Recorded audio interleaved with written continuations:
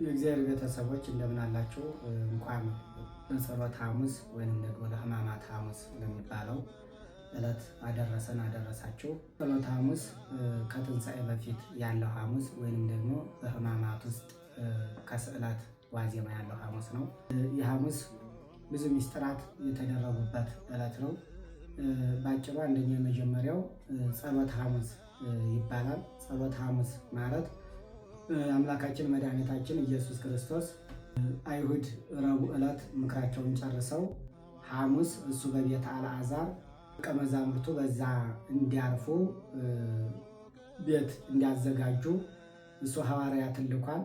ከዛም በአልዓዛር ቤት ማደሪያ አዘጋጅተው በዛ የፍስ በዓለም ወይንም ደግሞ በአይሁድ ዘንድ ወይንም በብሉይ ኪዳን እስራኤላውያን ከግብፅ የወጡበትን ዕለት ያከብራሉ። ወር በገባ በመጀመሪያው ወር በ14ኛው ቀን ይህን በዓለ ፍስ ከግብፅ የወጡበትን ዕለት በግዓ ፍስሑን አርደው ያከብራሉ። ስለዚህ ጸሎተ ሐሙስን እሱም በዛ በእስራኤላውያን ልማድ በዛ ቤት እንዲያከብር ተደርጓል። በዛም ደግሞ ሲያከብር ደቀ መዛሙርቱን ሐዋርያትን ሰብስቦ በዛ ጸሎት ስርዓተ ቅዳሴ አድርሶ ህብስቱንና ወይኑን ባርኮ ለውጦ አክብሮ ሰጥቷቸዋል። ሌላኛው በዛ ምሽት ክርስቶስን አይሁድ በሚይዙበት ሰዓት በአትክልት ቦታ ሆኖ ይጸልይ ነበር። ስለዚህ የጸሎተ ሐሙስ ይባላል። ሐዋርያት እሱ ሲጸልይ እነሱ ተኝተዋል። እሱም ወደ እነሱ ቀርቦ ለምን ትተኛላችሁ? ወደ ፈተና እንዳትገቡ ተግታችሁ ጸልዩ ብሎ ጸሎትን ስርዓትም አስተምሯቸዋል ነው። ሌላኛው ሁለተኛው ዕጽበተ እግር ሐሙስ ይባላል። ሐዋርያትን እግራቸውን ያጠበበት ዕለት ነው።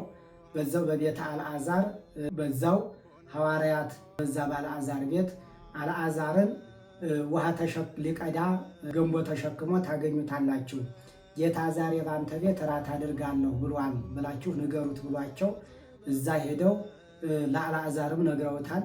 ይህንንም ደግሞ ኢትዮጵያዊ ሊቅ አባ ጊዮርጊስ ዘጋስጫ በመጽሐፈ ምስጢር ሲተረጉም ግዕዙን በግዕዝ ወይንም ደግሞ አማርኛውን በአማርኛ ሲያብራራ ንነግርህ ፈቃድ እግዚአብሔር አዘዘቶ ከመያምጽእ ማይ ለምህፃ በእግረ ሐዋርያት። እንግዲህ እንነግራችኋለን ይቺ የሐዋርያትን እግር ለማጠቢያ የምትሆን ውሃ እንዲያመጣ አልዓዛርን የእግዚአብሔር ፈቃድ አነሳሳው ብሎ ይጽፋል። ስለዚህ የእግዚአብሔር ፈቃድ አነሳስቶት እሱ ለራሱ ተግባር ውሃ ሊቀዳ ሄደ።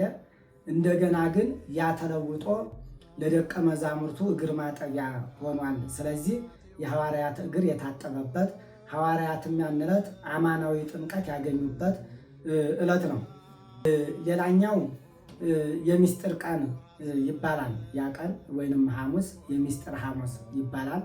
ሐሙስ ክርስቶስ ስለ ቅዱስ ሥጋውና ስለ ክቡር ደሙ ያስተማረበት የነገረበት ዕለት ነው።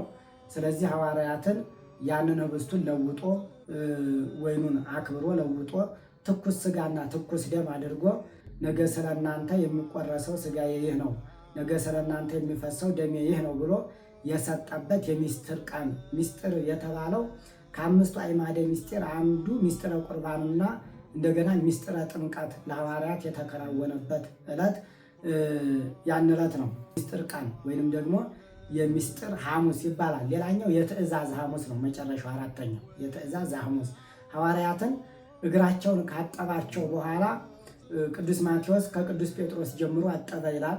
ሌላ ሊቃውንት ደግሞ ሲያብራሩት ከቅዱስ ጴጥሮስስ አልጀመረም። እውነት ነው፣ ታላቁ ጴጥሮስ ነበር፣ ከሱ መጀመር ይገባ ነበር፣ ግን የጀመረው ከይሁዳ ነው ይላል ኤጲፋንዮስ የተባለ ቤተክርስቲያናችን ሊቅ።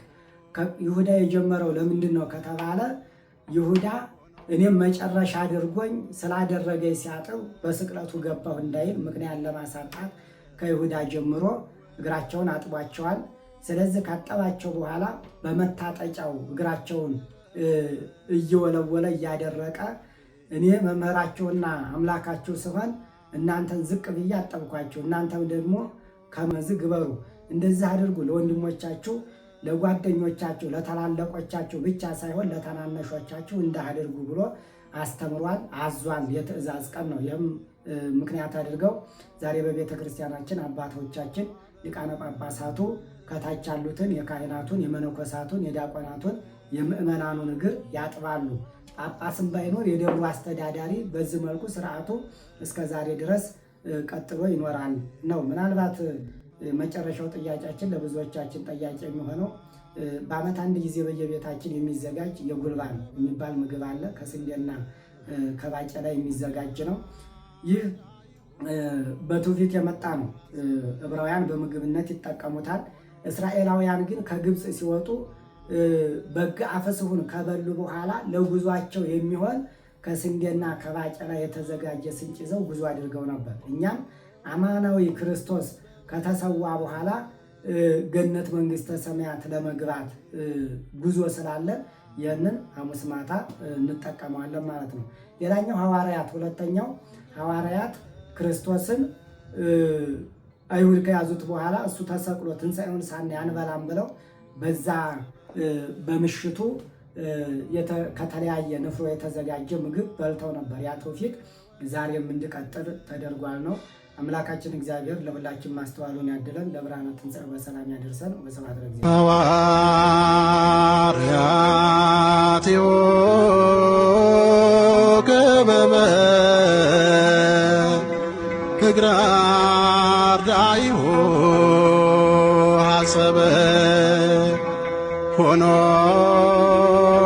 አበ ወእመ ወመሃሮሙ ጥበበ ሃሌ